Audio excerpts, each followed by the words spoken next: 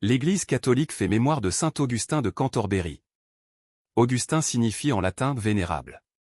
Nous ne fêtons pas aujourd'hui l'illustre évêque d'Hippone qui vécut en Algérie au IVe siècle, mais un moine bénédictin, vivant à Rome au VIe siècle et propulsé dans une mission imprévue.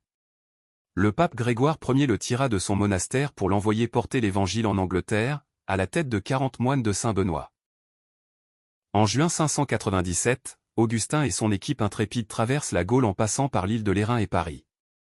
Ayant débarqué dans l'île de Thanet à l'embouchure de la Tamise, Augustin convertit en peu de temps le puissant roi de Kent Ethelbert. Il fonde les 3 évêchés de Cantorbéry, Londres et Manchester. Il deviendra le premier évêque de Cantorbéry, demeuré siège primatial de l'église anglicane. À partir de cet évêché, il développe avec ses moines tout un réseau de diocèses. Ainsi York et Rochester, en plus de ceux déjà mentionnés. Il semble que la mission pastorale de l'évêque Augustin en Angleterre ait davantage porté ses fruits chez les anglo-saxons que chez les Celtes du pays de Galles. En effet, ceux-ci furent choqués par son manque de tact et ses manières hautaines.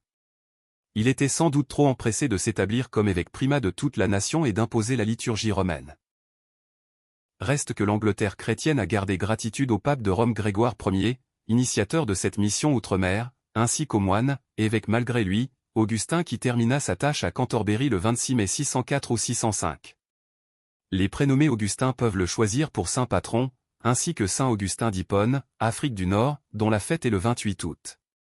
Saint Augustin de Cantorbéry, priez pour nous. Évangile. Voici que nous montons à Jérusalem. Le Fils de l'homme sera livré. Alléluia. Alléluia. Le Fils de l'homme est venu pour servir. Et donner sa vie en rançon pour la multitude. Alléluia.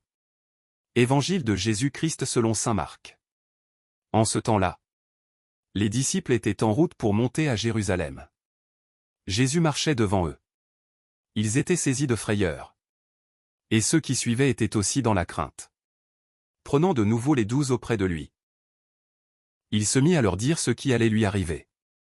Voici que nous montons à Jérusalem. Le Fils de l'homme sera livré aux grands prêtres et aux scribes. Ils le condamneront à mort. Ils le livreront aux nations païennes, qui se moqueront de lui, cracheront sur lui, le flagelleront et le tueront. Et 3 jours après, il ressuscitera. Alors, Jacques et Jean, les fils de Zébédée, s'approchent de Jésus et lui disent : Maître, ce que nous allons te demander, nous voudrions que tu le fasses pour nous. Il leur dit : Que voulez-vous que je fasse pour vous ? Ils lui répondirent : Donne-nous de siéger, l'un à ta droite et l'autre à ta gauche, dans ta gloire. Jésus leur dit : Vous ne savez pas ce que vous demandez. Pouvez-vous boire la coupe que je vais boire ? Être baptisé du baptême dans lequel je vais être plongé ? Ils lui dirent : Nous le pouvons.